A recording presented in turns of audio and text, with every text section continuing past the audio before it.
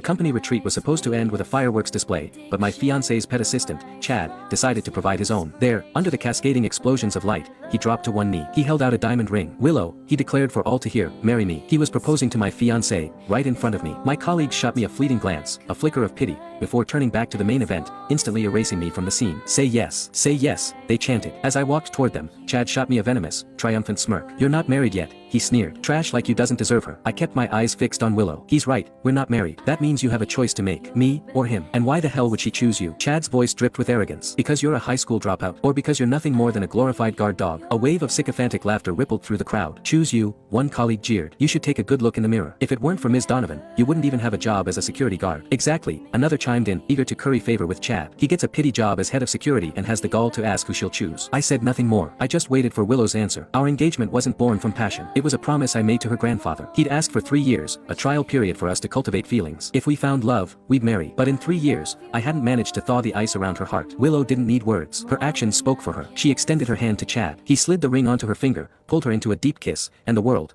including me, ceased to exist for them. I watched them, a strange calm settling over me. They held the kiss for an unnaturally long time, as if they wanted to be sure I was thoroughly disgusted. For 3 years, Willow had relentlessly tested my limits, maintaining zero boundaries with other men. I'd grown used to it, numb to it. When they finally broke apart, Chad looked at me, his lip curled. "Are you still here? Get lost, unless you're waiting for an invitation to the wedding." I walked up to Willow, unclasped the watch on my wrist, and held it out to her. "This was your engagement gift to me. I'd like mine back, please." 3 years ago, at her grandfather's insistence, we had exchanged watches, a symbol of loyalty and devotion to the time we would share. "Ugh, I don't want anything you've touched," Chad snapped, slapping my hand away. "Deal with it yourself." He then turned to Willow. "As for the watch she wore, you have no right to it." Willow understood immediately. She opened her purse and pulled out the watch I'd given her, handing it to Chad. She only ever wore it when visiting her grandfather. The rest of the time, it lived in her bag. With a dramatic flourish, Chad hurled my watch into the nearby lake. "You really want this piece of junk back? You'll be a clown your whole life, nothing more." My gaze sharpened. "I suggest you go fish that out of the water right now," I said, my voice low and even. "And you'd better pray it's not damaged. Because if it is, you couldn't afford to pay me back if you sold your own soul. A cheap replica, and you're acting like you're the mysterious billionaire who bought the real thing at auction." Chad scoffed. "You want to know why Willow never liked you? Because you gave her a fake. A tacky, worthless fake." He was on a roll now, playing to the crowd. "If it were just some generic knockoff,